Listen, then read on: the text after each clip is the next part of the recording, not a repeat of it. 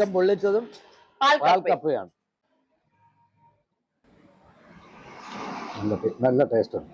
ഈ ഭക്ഷണം ഇപ്പൊ ഇവിടെ ഇരുന്ന് കഴിക്കാൻ പറ്റുമോ?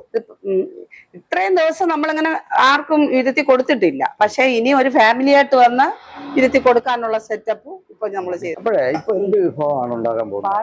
പാൽക്കപ്പ വേവിച്ച് അതിനായിട്ട് ഇതില് ഒരു സാധനമാണല്ലോ പാല്, തേങ്ങാപ്പാലാണ്. ഫുഡിന്റെ അടുത്ത് ഉണ്ടാക്കാൻ പോകുന്നത് ചിക്കൻ പൊള്ളിച്ചതാണ്. ഫ്രൈ ചെയ്ത് നമ്മളെ വെളിച്ചെണ്ണയിൽ കോരിയെടുത്ത ചിക്കൻ, സവാള, ഉള്ളിയും പിന്നെ തക്കാളി, പിന്നെ മസാല നമ്മൾ ഇവിടെ തന്നെ പൊടിച്ചെടുക്കണ മസാല തന്നെയാണ്. ഒരു സാധനവും നമ്മൾ വെളിയിൽ നിന്നൊന്നും ഒരു കൂട്ടും വാങ്ങിക്കില്ല. ഇങ്ങനെ ഈ പൊള്ളിച്ച ചിക്കൻ ഇതിലോട്ട് ഇടുക, അത്ര മാത്രമേ ഉള്ളൂ ഇത് സംഭവം. എന്നിട്ട്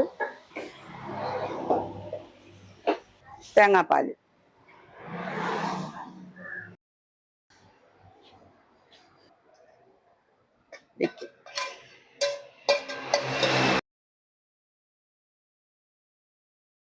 ഈ കോവളം ബൈപ്പാസ് റോഡ്, കോവളം കാരോട് ബൈപ്പാസ് റോഡിൽ സർവീസ് റോഡിലാണ്. കോവളത്തിൽ നിന്ന് കയറി മുന്നോട്ട് വരുമ്പോൾ സർവീസ് റോഡ്, മുക്കോല എന്ന് പറയുന്ന സ്ഥലത്തിന് തൊട്ട് മുന്നിലുള്ള ഇടതുവശത്തുള്ള സർവീസ് റോഡിലാണ്.